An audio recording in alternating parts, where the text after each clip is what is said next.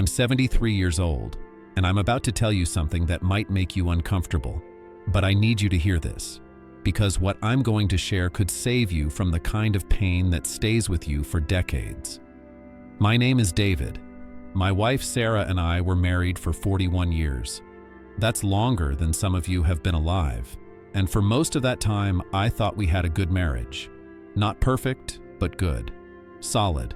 The kind of marriage people stay in. But here's what nobody tells you about long marriages. You can live with someone for decades and still not really know them. You can share a bed, a home, a life, and still be strangers in the ways that matter most. Sarah died 4 years ago. Cancer. Diagnosed in April, gone by August. 4 months from healthy to gone. And in those final weeks, lying in that hospice bed, she said something to me that I think about every single day. She said, "David, we wasted so much time being right instead of being close." I didn't understand it at first. I was defensive. We had a good marriage, didn't we? We rarely fought. We were comfortable together. We'd built a life. But that's exactly the problem. We were comfortable. And comfortable isn't the same as connected. Before I explain what she meant, I need you to understand something. This isn't just a story about an old man's regrets. This is a warning. Because if you're in a relationship right now, you're probably making the same mistakes I made, and you don't even know it yet. Let me take you back to 1979. I was 32, Sarah was 30. We'd been married for 5 years. I was working as an accountant, long hours, busy season was brutal. Sarah was teaching elementary school. We had our first child on the way. Life was happening fast, and somewhere in those early years we stopped really talking. Not about logistics. We talked about bills, schedules, what needed to be fixed around the house. But real conversation, the kind we had when we were dating, that disappeared, slowly. So slowly I didn't even notice. Sarah would suggest things, small things.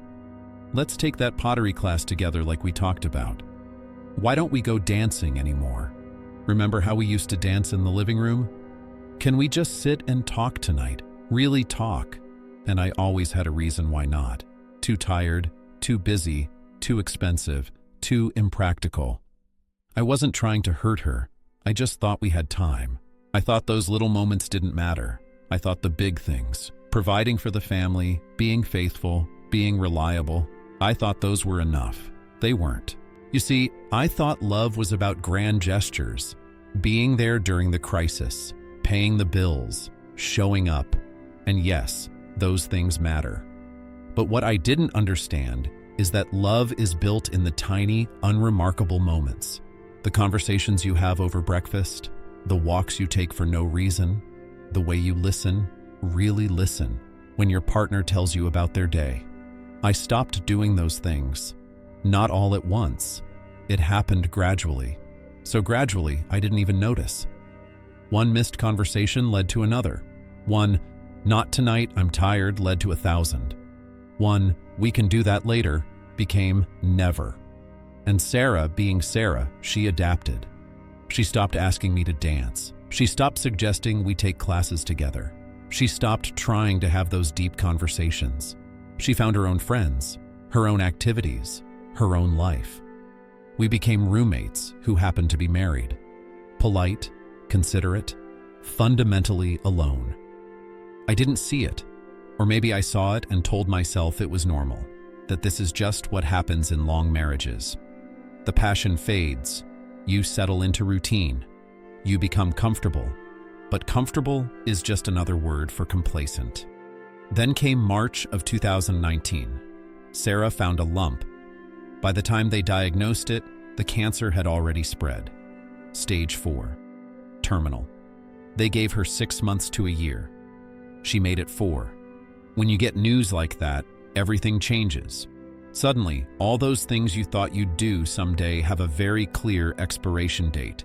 And in those final months, we talked more honestly than we had in 20 years. She told me things I never knew. Dreams she'd given up on. Hurt she'd carried silently. Times she felt invisible in her own marriage. And I listened. really listened. For the first time in years. One night, about 3 weeks before she died, she told me about a trip she'd always wanted to take, to Ireland. Her grandmother was from there, and she'd always dreamed of seeing the countryside, walking through the villages, understanding where she came from. She wanted to see the cliffs of Moher, visit the small cottage where her grandmother grew up, walk the same streets her ancestors walked. She'd mentioned it to me maybe a dozen times over the years. I remember the first time, we were in our 30s, watching a travel documentary. She turned to me with such excitement in her eyes and said, "David, can we go there someday?" And I said yes, someday. But someday kept getting pushed back. Every time she brought it up, I had a reason. Too expensive. Not a good time. The kids are too young. Work is too busy. Maybe when we retire. We never went. And now, we never would. She wasn't angry when she told me this. That's what made it worse. She was just sad, resigned. Like she'd accepted years ago that I wasn't going to be the partner she needed. I asked her why she never pushed harder, why she didn't insist. And you know what she said? "I didn't want to make you do something you didn't want to do. I wanted you to want to do it with me." That sentence broke me. Because she was right. She didn't want me to take her to Ireland out of obligation. She wanted me to want to share that experience with her, to be excited about it, to care about it because it mattered to her. And I couldn't even give her that. Listen, here's what I've learned, and I hope you're listening because this is important. The biggest threat to your relationship isn't cheating or fighting or some dramatic betrayal. It's indifference. It's taking each other for granted. It's the slow erosion of intimacy that happens when you stop trying. You stop asking questions because you think you already know the answers. You stop making effort because you think your partner will always be there. You stop prioritizing the relationship because you think you have time. And one day you wake up next to a stranger.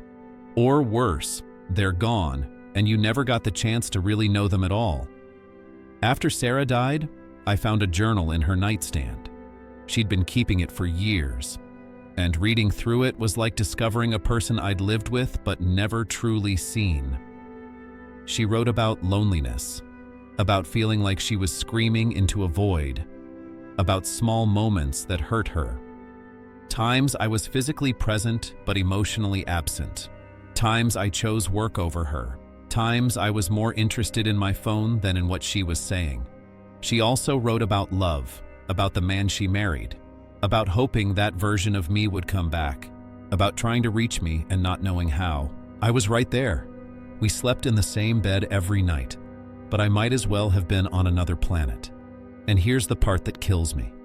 It wasn't malicious. I wasn't trying to hurt her. I just got lazy. I thought showing up was enough. I thought providing was enough. I thought not doing anything wrong was the same as doing things right. But relationships don't die from dramatic failures. They die from 1,000 small neglects. If you're in a relationship right now, I want you to ask yourself some questions. When's the last time you had a real conversation with your partner? Not about logistics or schedules or what's for dinner. A real conversation about dreams, fears, ideas. When's the last time you did something just because it would make them happy? Not because it was their birthday or an anniversary, but just because.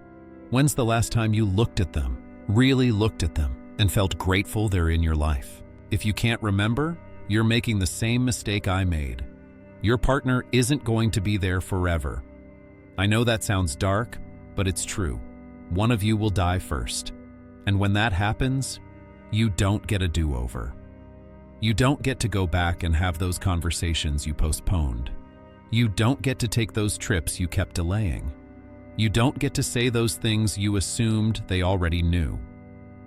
Sarah and I had 41 years, and I wasted at least half of them being comfortable instead of connected, being right instead of being close, being present instead of being engaged.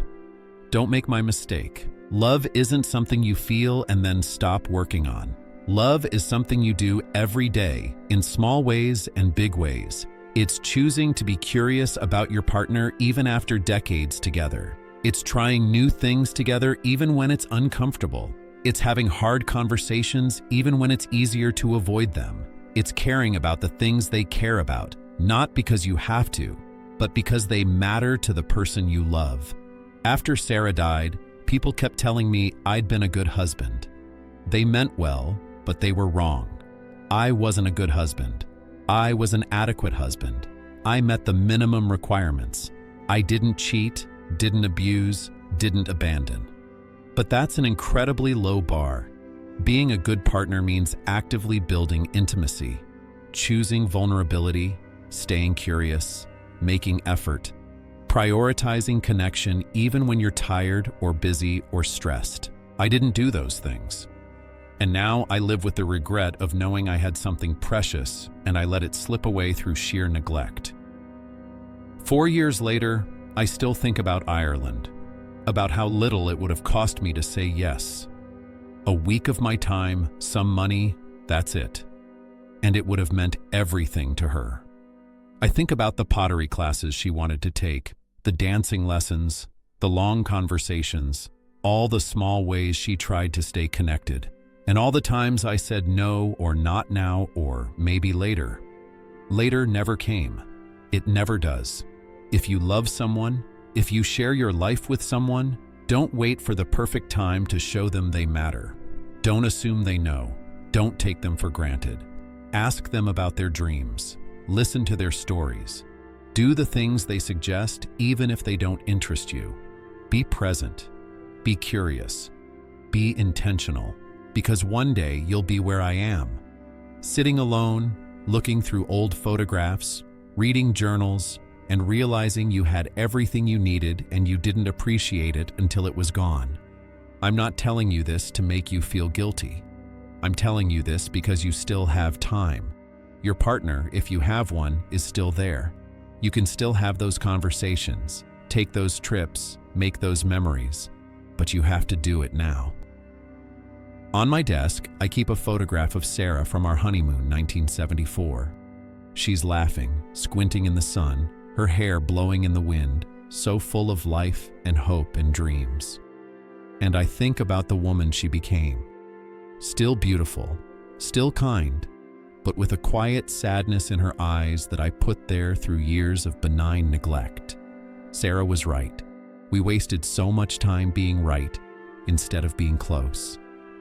Don't waste your time the way I wasted mine. Love the people in your life actively, intentionally, while you still can. This channel features people like me sharing their stories, their regrets, their lessons. If you found this helpful, please subscribe and turn on notifications. And if you got something from this, leave a comment. Hit that like button.